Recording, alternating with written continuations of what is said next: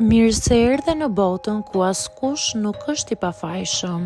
Sekrete shqiptare, vendi ku rrëfimet më të thella, më të ndaluara dhe më të pathëna të shqiptarëve marrin zë. Na bëni subscribe për histori të ndryshme.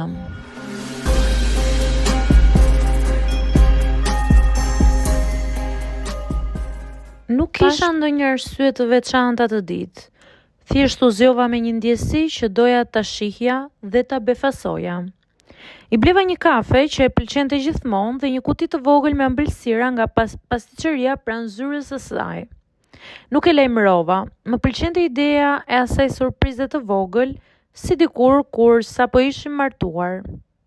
Zyra e saj ishte në katin e dytë të një ndërtese të vjetër, me mure xhami dhe korridore të ngushta. Hyra me buzëqeshje, përshëndeta recepcionisten që më njihte dhe i thash se do ta prisja brenda. Më tregoi me dorë drejt fundit të korridorit. Dera e zyrës së shefit ishte gjysmë e hapur. E pash para se ta dëgjoja veten të merrja frym. Ajo ishte aty, pranë tavolinës së tij. Jo thjesht afër, ishin shumë pranë.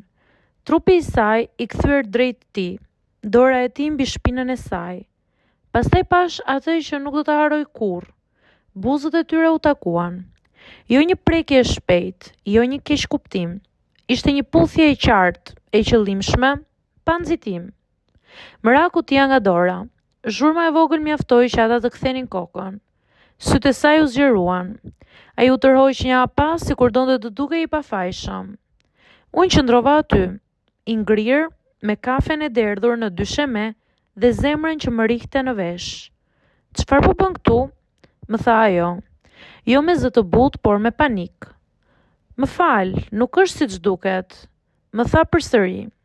E pash drejt në sy, i njëjti njeri me të cilin kisha ndarë mëngjese, plane, frikra. Tani më dukej krejtësisht i huaj. Shefi u përpoq të fliste, të shpjegonte diçka për keqkuptimin, për moment dobësie. Nuk e dëgjova. Zëri i tij ishte thjesht zhurmë. U ktheva dhe dola, nuk e mbylla derën.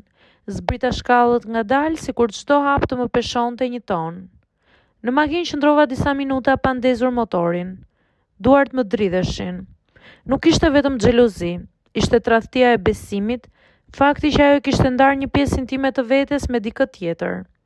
Fshehurazi, në një vend ku unë e kisha respektuar dhe mbështetur.